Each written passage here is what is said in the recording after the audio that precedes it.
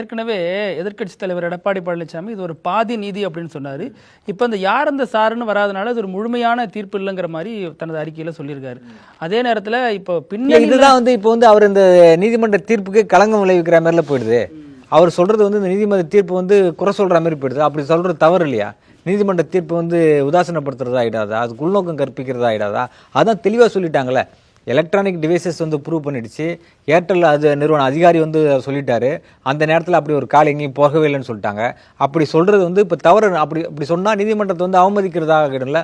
ஒரு எதிர்க்கட்சி தலைவர், அரசியல் சட்ட பதவியில் இருக்க, அரசியல் அமைப்பு பதவியில் இருக்க, ஒரு கான்ஸ்டியூஷனல் போஸ்ட்ல இருக்கக்கூடிய நபர் இப்படி பேசுறது தப்பு இல்லையா? இல்ல தனிநபரா இதை யாரும் செஞ்சிருக்க முடியாது. பின்னணியில யாரோ இருக்கலாம்னு சந்தேகிக்கிறதுல தவறு அப்படி ஒரு நபரே இல்லைன்னு ப்ரூவ் பண்ணிட்டாங்களே. அப்படி ஒரு நபரே இல்லைங்கிறது அது இட்டு கட்டி வலிந்து திணிக்கப்பட்ட ஒரு பொய், கட்டமைக்கப்பட்டது, இன்ஜினியர்டு ஸ்டேட்மெண்ட் சொல்லுவாங்க இல்லையா? அது மாதிரி கட்டமைக்கப்பட்ட ஒரு செய்தி அப்படின்னு சொல்லிட்டாங்கல்ல. அப்படி இருக்கும்போது எப்படி ஏற்றுக்க முடியும்? இது நியாயமே இல்லையே. இல்லை அதில் என்ன சொல்கிறாங்கன்னா, இப்போ இருக்குது எல்லாம் சரிதான், ஆனால் விசாரித்து சொன்னது யார்? எஸ்ஐடி தான் சொன்னாங்க. தமிழக காவல்துறை கீழே வர ஐபிஎஸ் அதிகாரிகள் தான் சொல்லியிருக்காங்க.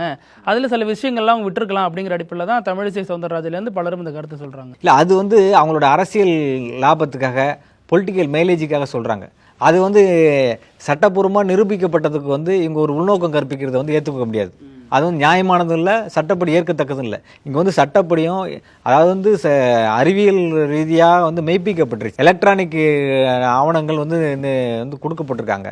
அறிவியல் ரீதியாக மெய்ப்பிக்கப்பட்டது பிறகும் சாட்சியங்கள், நேரடியாக சாட்சியங்கள் சொன்னதுக்கு பிறகும் அது சொல்கிறதுங்கிறது ஏற்றுக்க, அது எப்படி நியாயமாக இருக்க முடியும்? ஒரு கொடுக்கப்பட்ட தீர்ப்பை கேள்விக்குள்ளாக்கிறதா ஆகிடாதா? அது தவறு. அப்படி பேசுகிறதே முதல்ல தவறு.